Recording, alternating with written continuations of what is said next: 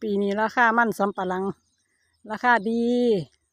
2.90 บาทป้าแมวกันเลยพามาเบิ่งมันสำปะหลัง ป้าแมวก็มีคือกันเด้อมันสำปะหลังตอนนี้กำลังอนุรักษ์ถอนพันธุ์ไว้อยู่ปูผ้าใบไว้พร้อมเด้บ่อยากให้หญ้าเกิด นี่ก็ได้4-5 เดือนแล้วเป็นพันธุ์อีเหลืองน้อยก็คิดว่าถ้าเกิดราคามันดีขึ้นมากอะถอนพันธุ์มันก็เป็นที่ต้องการเนาะนี่ก็เพิ่งได้4-5 เดือน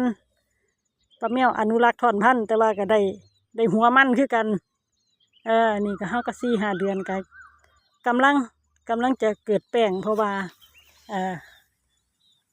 ไล่นี่ผิวไล่เพิ่นกำลังจะมี ถ้าเพิ่นเป็นหัวขาวๆแบบนี้เพิ่นยังบ่ทันมีแป้งนี่ถ้าเพิ่นกำลังจะขึ้นไล่จังซี่6 เดือนก็จะมีแป้งให้แล้วพันธุ์นี้ที่ป้าแมวปลูกอยู่นี่เพิ่นจะเป็นเปอร์เซ็นต์แป้งสูงขายได้ราคาดีนะจ๊ะปีนี้ราคามันสำปะหลังดีก็ถือเป็นเรื่องดีของเกษตรชาวไร่มันเนาะค่ะดีใจนำราคามันดีเกษตรกรไร่มันเขาก็ยิ้มได้ละจ้ะ